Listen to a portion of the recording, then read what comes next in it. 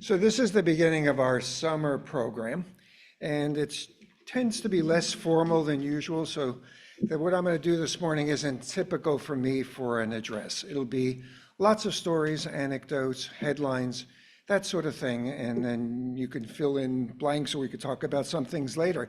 I want to begin with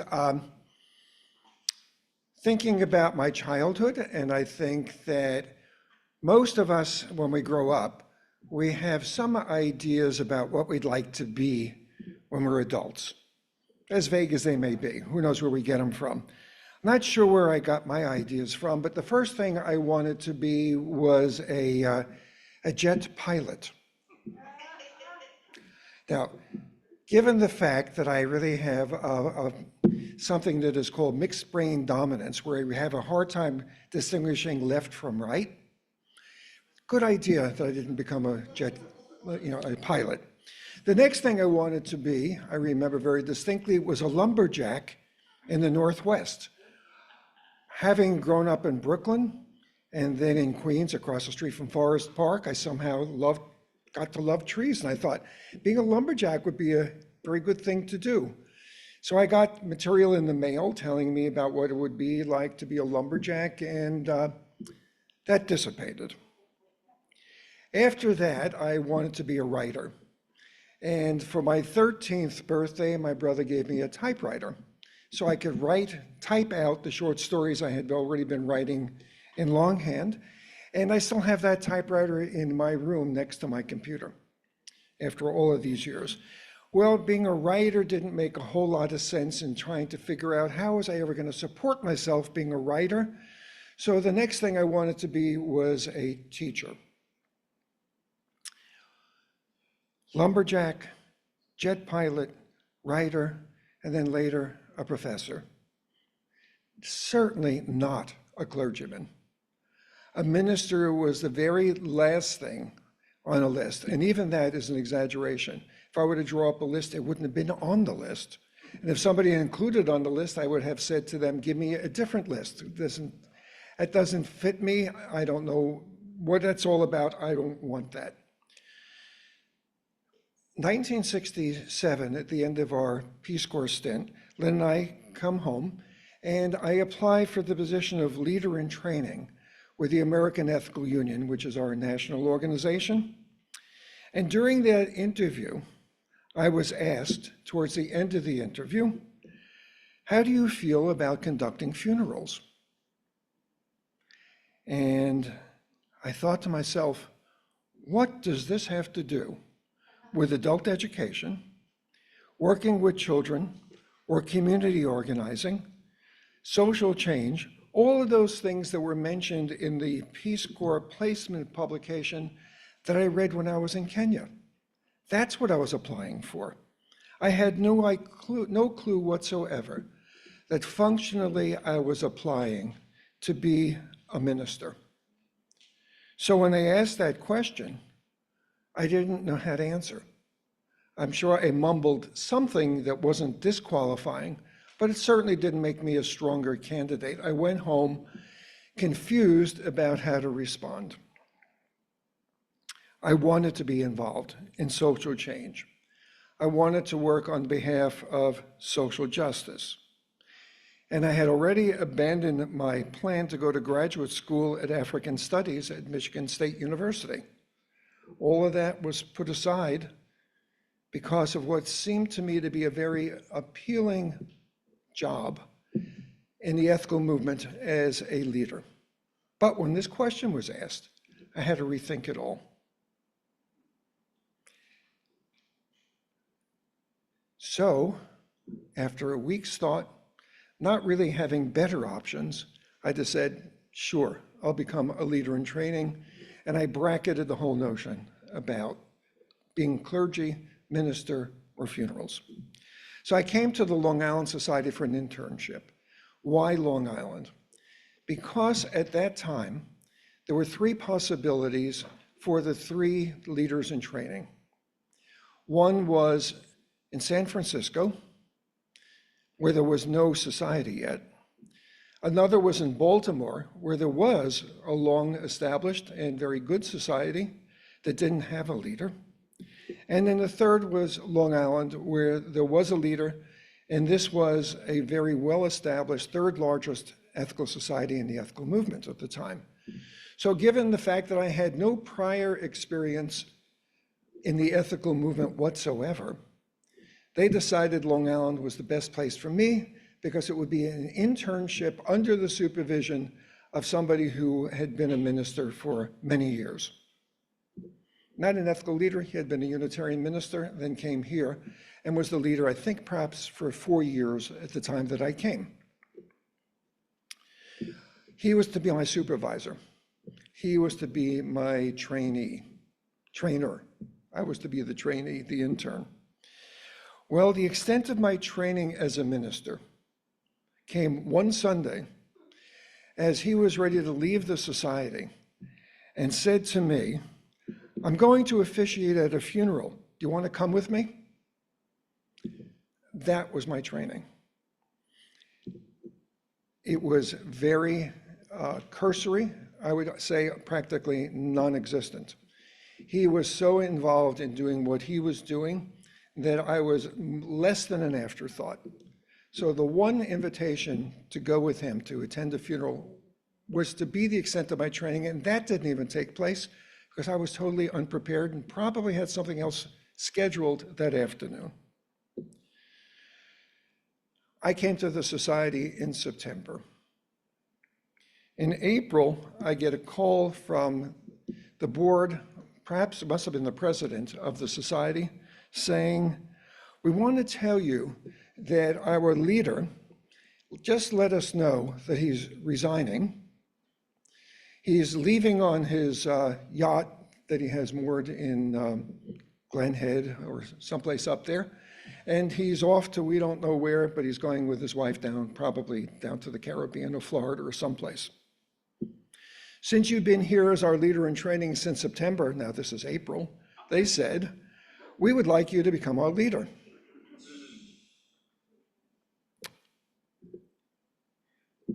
Well, that was an interesting proposition.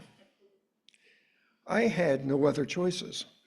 Nothing else had occurred to me. I did anticipate that I would probably be an intern for 2 years at least, and then be placed in some society.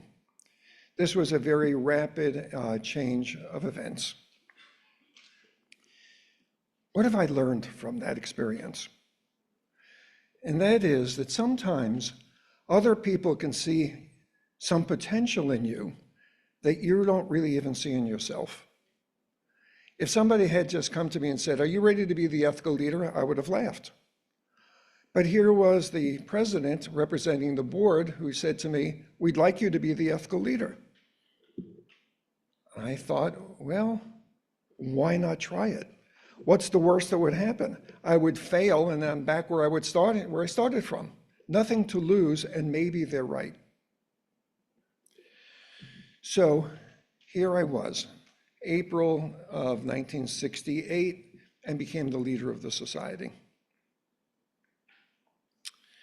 Now, being clergy can be conceptualized into 3 categories. One is they are typically conventional way of thinking about it, priest, prophet, and pastor. So the priest obviously didn't apply, mostly. Applies to a little extent, small extent. Being a priest is you have special knowledge, insight, a vehicle to the higher power that other people in your congregation don't have. They need to get it through you. That's basically the function of a priest. Well, that doesn't apply here. But certainly the prophet and the pastor might. And the prophet is the way I had understood what leadership was going to be. Mainly the involvement in the larger community, talking about larger events, structural events, political events, how we live our lives in such a way that we're able to affect those things so that we can all prosper from it. That's the prophetic role. And then there's the pastoral role, which is, in my mind, almost at that point, sort of, I'm doing a funeral this afternoon, you want to join me? But that's what I want to talk about this morning. I'm going to leave aside the prophetic. That we hear a lot about. And that is, what have we done in the community? How have we been involved? When I see people in the community and they either recognize me or I introduce myself, they say, oh, you're from the Ethical Society. Oh, you do so much in the community. It's great all of these years. You've been a wonderful organization. Occasionally, I'll meet somebody whose wedding I had performed. Sometimes even somebody whose family I had officiated at a memorial or at a funeral. So within a few months, however, being here, I was thrust not into the prophetic role, but immediately found myself involved in the ministerial functions. So let me tell you some of those things. Shortly after being here, a 17-year-old was killed in a car accident. Perhaps the very first funeral that I ever officiated at for a 17-year-old teenager. I was on her way, I think may have been during the summer. She hadn't even started her college. She hadn't even entered college yet. Not long after that, a divorced father died in an accident. And when I went to the house, what the mother wanted from me was to do some counseling with her daughter, who was perhaps 5, 6 years old. Console the 5 and 6-year-old whose father had just died. I officiated at a funeral for a 4-year-old child of a couple whose wedding I had officiated at not long before that. And I presided at the graveside for a 12-year-old who died because the mother had given her aspirin when the daughter had a fever. The daughter was a young teenager at the time, which is the reason why they tell you do not give aspirin to children. And I conducted the funeral for a 40-year-old who had the mental capacity of a 2-year-old. Those are my experiences. What would I have said if I knew this is what I would be doing when they asked, how do you feel about officiating at funerals? Other ministerial functions, visiting people in nursing homes, rehabilitation centers, hospitals, and talking to the terminally ill about what their impending death means, and then meeting with bereaved families afterwards.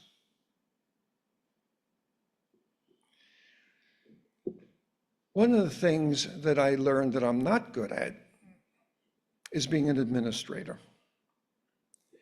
So I left much of that to the far more competent members, lay members of the Ethical Society.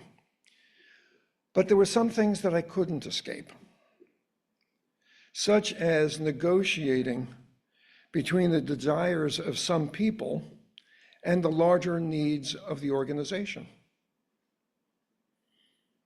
We have, I don't know what the numbers are of our membership now, but at that time, about 300 members. Everyone who was my boss, everyone who felt that they had at least as much to say as anybody else. And obviously, we all have different inclinations, interests, proclivities, wants, and desires. And people would then come forward, sometimes very forcefully, with that, which of course was contrary, precisely the opposite of what other members had wanted. It was up to me to negotiate that. That was deemed a pastoral function. That wasn't up to the board or the president to negotiate. What do we do with a member who no longer wanted to enter our meeting house because we had programs supporting people who had AIDS? And she said, I can't go into that building because I may touch a doorknob in which somebody who has AIDS has been present, and I can't go to the meetings any longer. What do I say?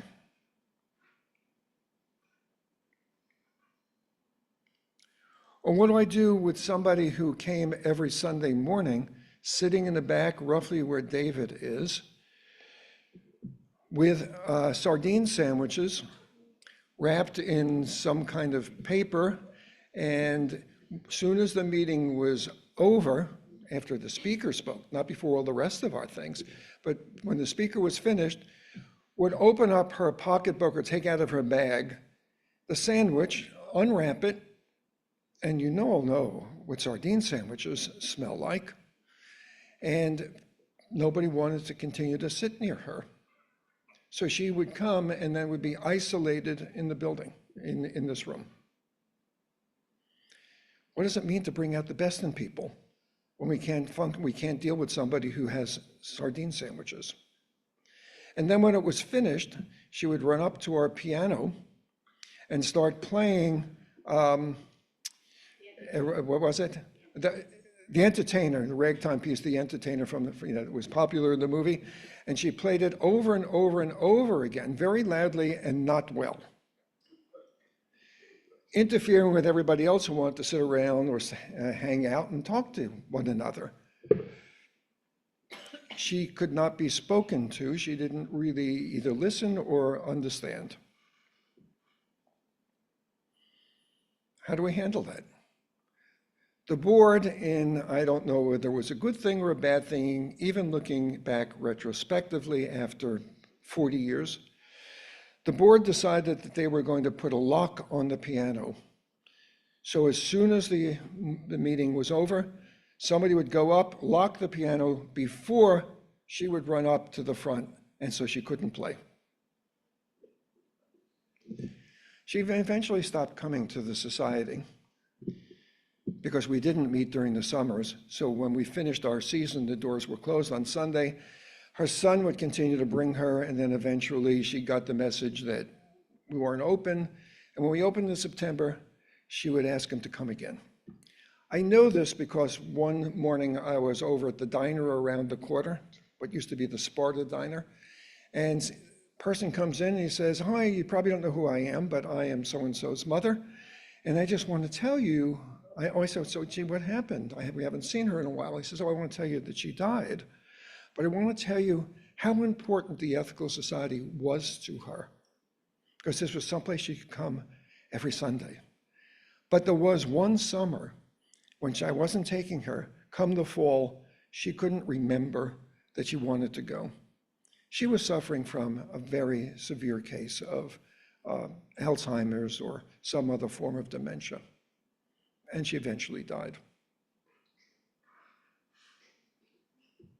What do you do with one member who tells you there's another member of the society who is in the financial investment business, and he told me I had this wonderful investment, so I invested with him, and the thing turned out to be a scam, and he's now going around trying to get other people to invest with him? What do I want you, he says to me, I want you to tell everybody else to keep away from him.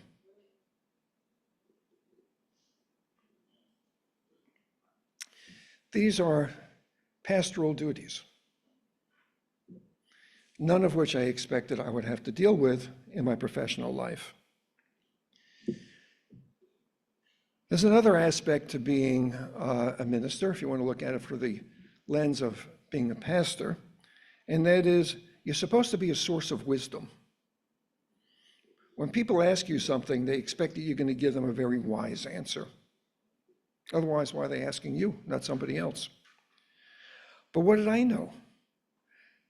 1968, I was 24.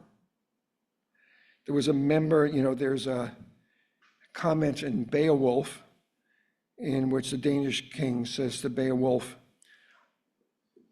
don't you know you have to winter into your wisdom? Well, I hardly had entered into my summer, and here I was expected to be in my winter wisdom. Or to put it more pithily, as one of the members of the society said, I have a pair of boots that are older than you. And she was right. She absolutely was right at that point. I saw her boots. Well, if wisdom comes from experience, I learned very quickly. I was here less than a year. Remember, this is the late 1960s. There was a member who comes to me and said, "My son was arrested last night for drugs, and he's in the Brooklyn House of Detention. I want you to help me to get him out and bring him home." So we went to the Brooklyn House of Detention. The next morning, he had called me at nighttime, and we bailed him out.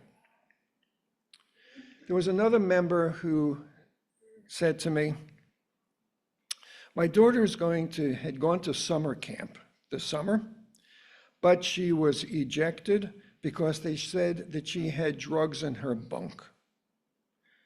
I want you," she says, "to call the director and take her back. She would never do such a thing." Do I call the director? Don't I call the director? So I did talk to the director. And also I talked to a teenager who was at the camp that summer, who I also happened to know coincidentally. After having spoken to the director and after having spoken to this other youngster teenager who was at the camp, whose judgment I valued, they both convinced me that in fact the daughter was using drugs. What do I now tell the mother? The mother became so angry at me that I didn't insist that they take their daughter back, that she stopped having monthly luncheons with me, which she had at the local university club for about a year or so, maybe longer than that. She didn't want to have anything to do with me any longer. Many years later, she called me after that incident at the camp to tell me that her daughter was now in a drug rehabilitation center for treatment. Several members asked me to talk about their failing marriages, another about his business partner who stole his idea and went on to make a fortune on Broadway with a play that was under the other person's name. Another told me about his troubled conscience as he worked as a military contract for a military contractor while he was protesting the war in Vietnam. And a member told me about the struggle to remain loyal to his wife, who was permanently institutionalized after a breakdown. What does he do? Who else does he tell? That he has this wife that nobody has seen or knew about. He joined the society after she was already no longer on the scene, but alive and not divorced from. Or a single mother of 2 children who told me, a valued member of the society, who tells me that she made ends meet by writing term papers for college students with their name on it, not hers. What did I learn from all of this? Life is complicated. It's full of contradictions. It's very complex. And I would say none of us is perfect or pure.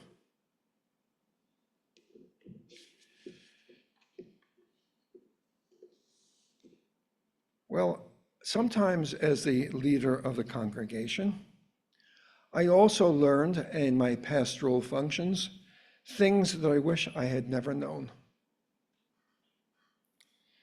And I often have to carry that secret even from those people who are closest to me, mainly Lynn, or my children when they are adults of their own, whose judgment I do respect, or from colleagues, because the colleagues who often would share platforms and programs here at our society would know many of our members. Who could I talk to? So there were secrets that I have learned that I have never spoken to before to anyone, certainly without ever revealing names, and mainly not even revealing the larger brushstrokes. But I will tell you a couple. One devoted member disclosed to me as a deathbed confession that his first wife hadn't died from an accidental fall, which the police had determined. He said, "That's what I told the police, but I really couldn't stand her drunken abusiveness any longer, so I pushed her down the steps." And then I officiated at his funeral the following week. And I couldn't help but thinking about the guilt of his dreadful deed that he brought with him. And another member talked to me about the guilt she experienced as she used money from her household account to pay for the drug habit of her gay lover. Now I knew why the family never seemed to get ahead, or there was always a part that seemed out of view. Soon after, her son was hit by a car as he ran across a busy street late at night, and later nearly died from heart failure, a condition I thought caused by drugs, but adamantly denied by her mother, as she denied everything else that was going on except to me. And the father remained puzzled. And I felt caught, not wanting to reveal a confidence. Even if I had done so, it perhaps may have moved the family a little bit forward without that secret wearing the family down, the secret that the wife would not reveal to her husband. One member was arrested for a DWI, and I tried unsuccessfully. Hold on, let me sure I don't have this out of order. Yeah. So tell me, it's arrested for DWI, and I tried unsuccessfully to visit him in Nassau County Jail, where he was. Since I had visited him many times in the psychiatric unit, and I don't know how many members knew that he was in and out of the psych unit, I knew he would want me to visit him while he was in jail. However, when he first was booked in jail, at the jail, he was still woozy from his prescribed medications and told the corrections officers that he didn't have a religion. So they registered him as Catholic, and since I wasn't a priest, I wasn't allowed to visit. One member once told me that her daughter had accused her father of raping her. The mother believed the daughter, who was then 13, and was bringing criminal charges against her husband. At the same time, the father, also a member of the society, told me that he was going through a hellish nightmare, accused of something so absurd that no one could possibly imagine what it was or that it was true. He never told me what the charges were, and I couldn't tell him that, in fact, his wife had told me. Well, the judge believed the daughter and sentenced the father to 60 years in prison. And then the wife dropped her membership in the society. Her husband disappeared. Members asked me what happened to both of them, and I couldn't say anything.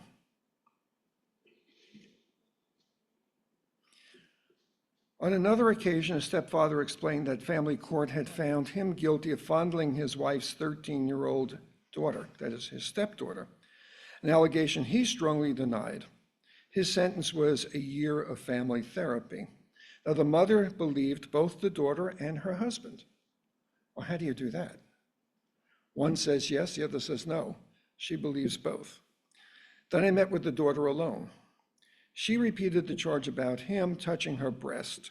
She also repeated what the stepfather had said, mainly she hated him because she said he was responsible for having broken up the mother's first marriage. She wanted him to go away so that her mother would return to her rightful husband.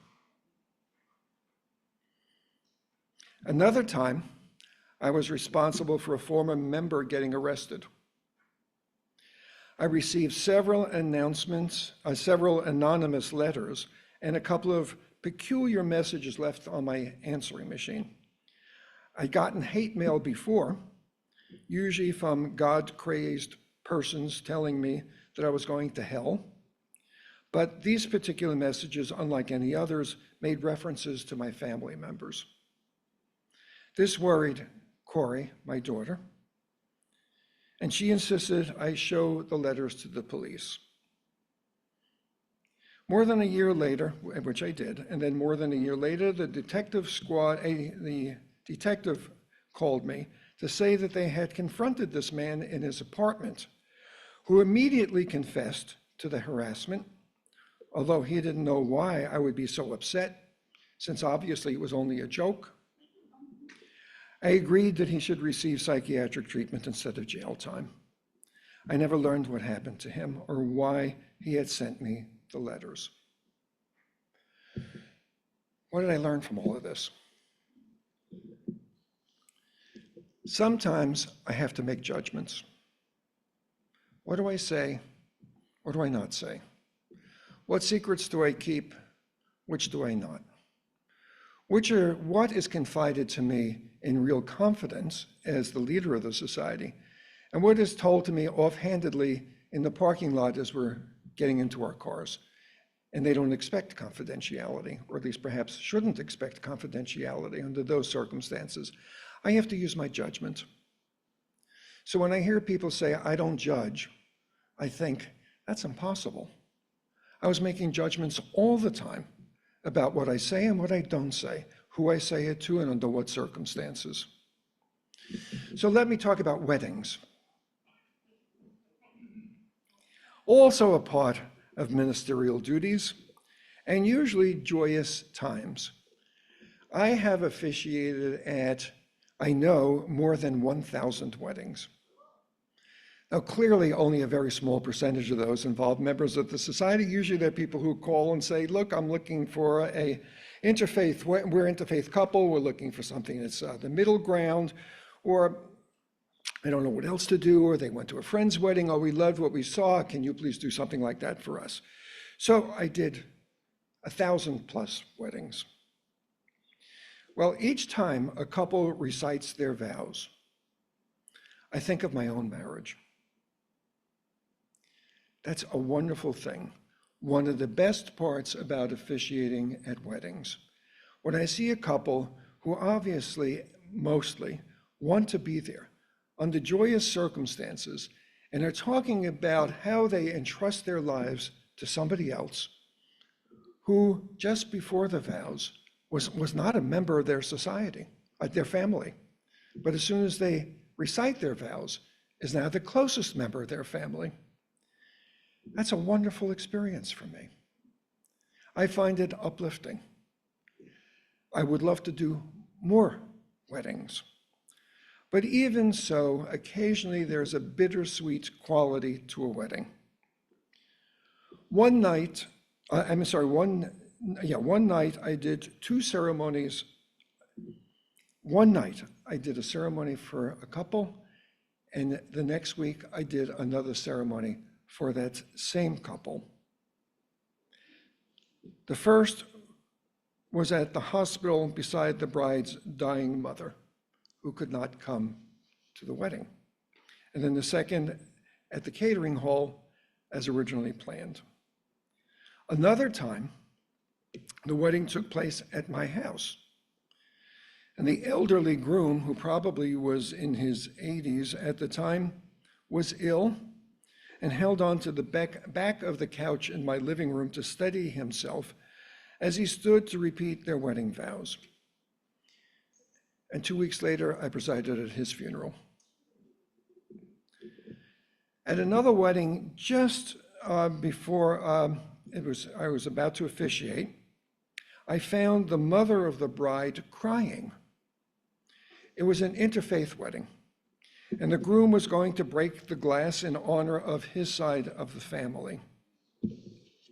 The future mother-in-law said it wasn't right, that there was a Jewish custom as part of the ceremony, but not a Catholic one for her side, and thought that that was unfair.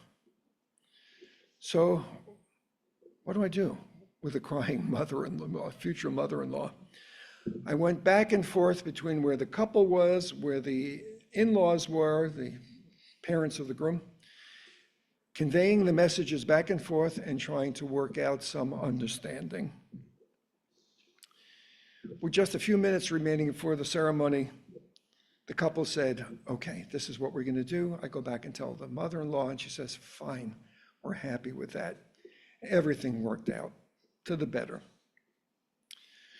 I've co-officiated at weddings with rabbis, ministers, priests.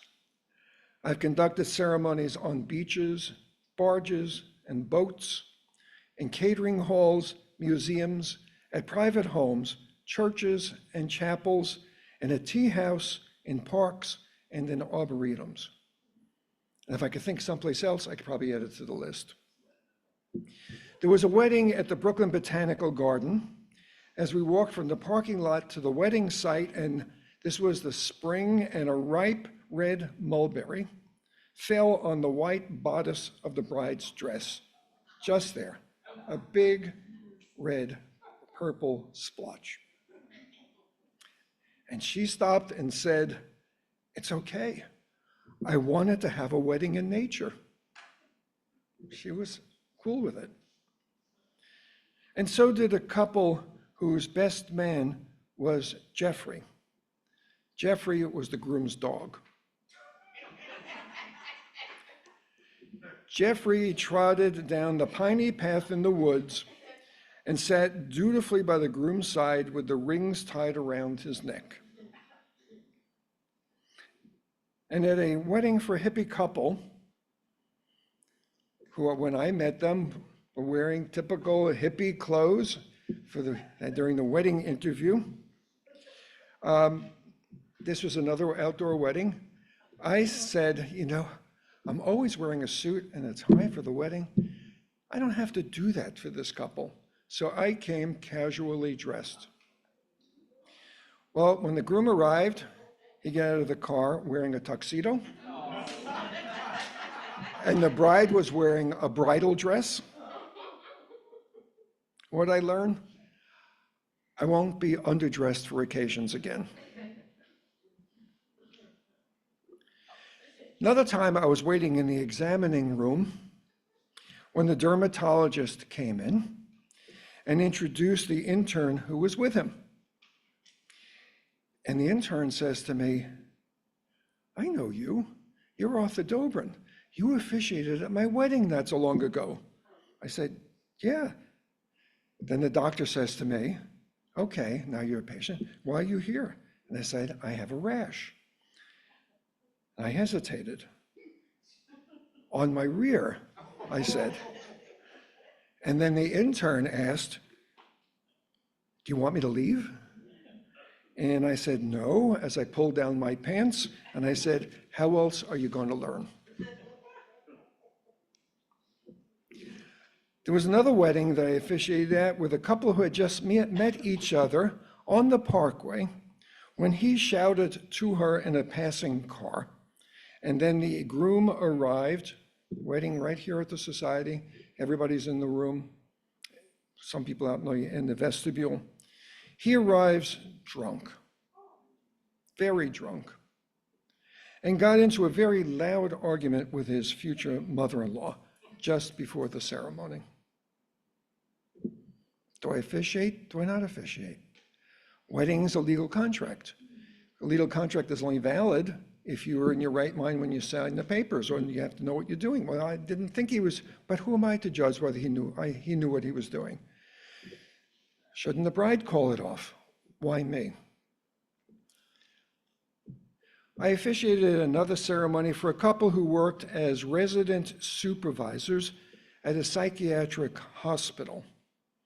One responsible for the females, and the other one responsible for the males, and they lived there as part of this residential facility. Well, there's a wedding at a beach, and we are there by the water, and a school bus pulls up full of people who came to attend the wedding. And then the residents from the psychiatric hospital got out, some of them wearing protective football helmets, I stood with my back to the ocean, and during the service, as some of the residents ran around in circles, others mumbling to themselves, one getting into a fight and another one barking. And then I officiated at another beach wedding at Southampton, at the height of the migration of the monarch butterflies. An endless stream of butterflies, orange and black, flooded overhead like a moving carpet. So beautiful. While the water at one of the outstanding beaches in the Hamptons lapped at our feet, none of us wearing shoes or socks. Just gorgeous. One of the most beautiful weddings I ever officiated at. And I also officiated at a wedding that took place in the maximum security prison upstate New York, Napanoch, between a convict and what had been his social worker. So I had to go through all the locked gates to go inside and officiate in the courtyard. But then there are the weddings that I officiated at for all of my children, Eric, Corey, and Millie, which were wonderful occasions. And then the naming ceremonies, the welcoming ceremonies for my grandchildren. And then after 30 plus years, after spending most of my life as the spiritual advisor to atheists, agnostics, and a handful of theists, I retired because I was emotionally spent. I was sure that it was time for me to move on, when upon leaving a hospital one morning for somebody who had been seriously injured in a car accident, 2 members who were in a car accident, I said out loud to myself in the hallway, I just can't do this anymore. I had no more to give. And that's when I said, I am retiring from the society. So after all of this and taking more time than I almost ever take on a Sunday morning, I will end with this. What have I learned? From Bernard Malamud, who when I was an undergraduate was my favorite author and did a very large paper on the works of Bernard Malamud. Someplace in one of his works, he says, life is a tragedy filled with joy.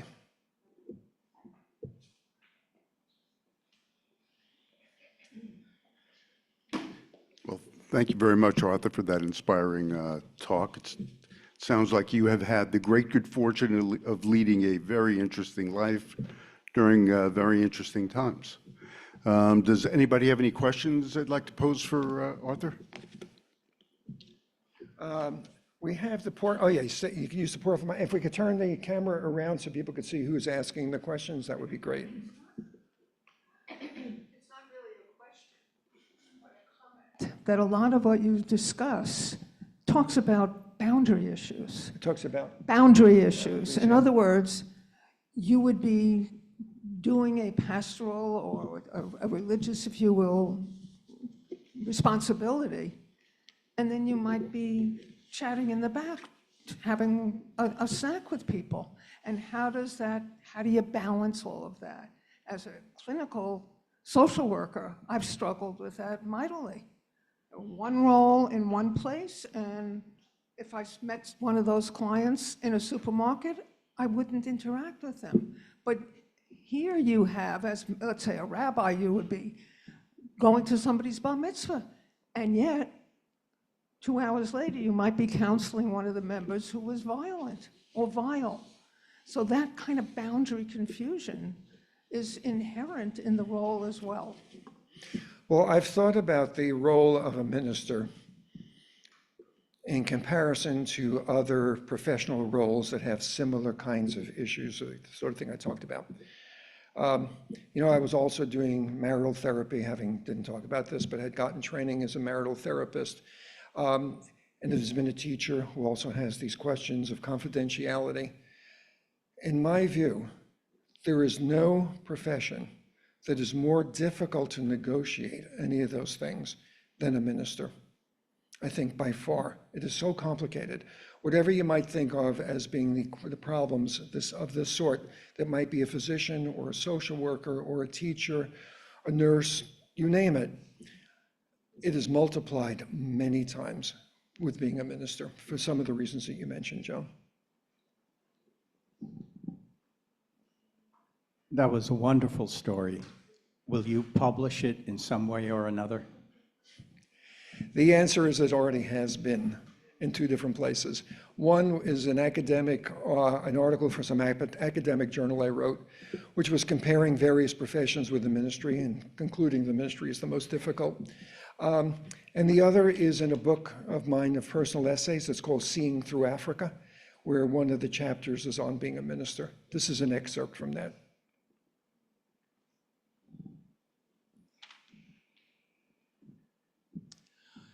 Thank you so much, Arthur, for an incredibly moving and engaging talk. You went through so much with so little preparation. You had to deal with so many difficult situations that you were really unprepared for. I'm wondering, in retrospect, if you had the choice, would you have made the same choice that you did when you were 24? Why or why not? I can't imagine doing anything other than what I've done that would be more satisfying, more fulfilling, and more meaningful than what I have done. You know, after retiring here, I did return to one of the things I thought about at the beginning, not the lumberjack, not the jet pilot, but being a teacher. And while I have found that satisfying, I think, well, that could have been the path I would have taken. If I had said, I don't want to deal with funerals, I would have wound up probably as a college professor. And having had that experience and comparing it to what I've had here, I'd say, absolutely, I would do this again. No, hands down, no question whatsoever. It is the complexity of it, but more than that, it's the constant stimulation, even though that's wearing. But the engagement with people at such a deep level over and over and over again, to me, that's what the Ethical Society is about. It is really trying to help create those kinds of bonds between people that are not easy, but are essential to help making us better people. So I think that what it's done for me is I have to thank all those people in 1968, 69, 1970, until 1975, who said, what in the world are we doing with him? Who kept at it and that made me stay. I'm thankful for them because they've given me a gift. So Arthur, when you first started speaking, my answer was, well, I'd call my mother and ask her, what should I do? So did you find that you called other leaders? Where did you turn? I know Lynn's been a great help, but she was also the same age as you, so you didn't have a lot of life's experiences. Yeah, well, right. Lynn knew very little about the things that were really very, very difficult or confidential, but she knew a lot. I mean, she obviously knew about the funerals and certainly the weddings. The answer is like, where did I go for? The answer is not many places, which is one of the reasons why I did decide to go to the Ackerman Family Institute to get training as a family therapist. I said, oh my God, I'm not sure I know what I'm doing here. I better get some professional training. That was one. The other thing, even before that, is that I had an undergraduate degree when I came, and I convinced the board, they had never thought about this before, and so they had never done it before. I said to them, we need to have continuing education for the professional leadership. I want you to send me back to graduate school, which we did. And I went back to NYU and got my master's in human relations. So that was one. Finished that, and I said to them, I talked about continuing education. I didn't say after this we stop. What was after that? After that was the Ackerman Family Institute. And then after that, which would now take us to 1975, there were leaders who became very good friends of mine, still around, who I can talk to. But even there, I have to be careful about what I say, because they know many of the people that I know. So I need to be cautious even there. So the answer is I was able to do some of it, not as much as a social or a therapist would get by turning to their supervisor. I didn't have supervisors. It was really on my own and figuring out who could I talk to under what circumstances. Ben, another person in the room who probably could relate to 95% of what I said this morning. Well, actually, you just stole my thunder. I often felt with this riveting presentation, Arthur, that I was listening to my own life with nearly 50 years in the ministry myself, although I didn't replicate some of those dramatic stories, but I have some others. But I, more or less echoing the question that Joan raised, which is how a welcoming or caring community deals with mental instability on the part of one of or more of the attendees, or at least disruptive behavior. And my conclusion is that it's not just the minister's responsibility, it's the entire congregation's. There need to be rules set such that people can function and savor their life together. And however gently or lovingly, but firmly, individuals have to be told that this behavior isn't tolerable here. I mean, I knew somebody at a meeting, a social justice committee meeting, who would just lose his temper and insult people. And so the committee would have to fall apart because people couldn't bear to be with that individual. He had to speak to him. So that's my question. I mean, you can't play the piano loud during a social hour. That's a rule for everybody. I wonder Okay. if that kind of thinking Yep. Well, occurred to you. rules or understandings, common understandings, whatever, yeah, that's necessary. And it's always a balance between what is good for the community and what's good for the individual, because they aren't always the same. The other thing with any rules is that it assumes that the people who are breaking the rules are rational. My experience is that very often they are not rational. The person who was playing the piano had dementia. Somebody else who decided to go to the office and make personal telephones when confronted with him lashes out at me because he has all kinds of projections about issues with authority. So the responses to people who break the rules, understandings, when it's pointed out to them and don't do anything about them, that's where it becomes hard. But you're right, it is the entire community that needs to take responsibility for it. But when it's difficult and the community doesn't know what to do, it's not unreasonable for them to turn to the pastor and say, it's what we're paying you for.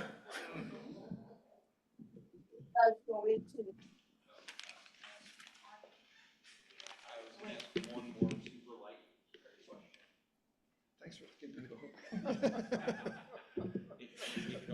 Yeah, I'm sorry, it's, who? No, me, not me. Oh, you yourself, okay, Evan, do you mind turning your camera? okay. Come up here because people always can't see you otherwise. So microphone. So I do have one last, very lighthearted question. The hippie couple that you thought would just come just casually and didn't, what did they say to you? I did say lighthearted, to be fair, and I meant it. I don't remember what I sent to you and what they said to me. But what I meant to say at the very beginning, I don't keep a diary. So everything that I said this morning is how I remember it. How much of it is accurate, and if the other people who are involved in my stories may have a different take on them, I don't know. This is my memory of what happened from my perspective and how I felt about it, what I learned from it. So I don't remember what the hippie couple said. I don't think they were bothered by it. All I do remember is that they got back into their VW Combi that was painted with all kinds of flowers on it, and they were on their way to Haight-Ashbury in San Francisco.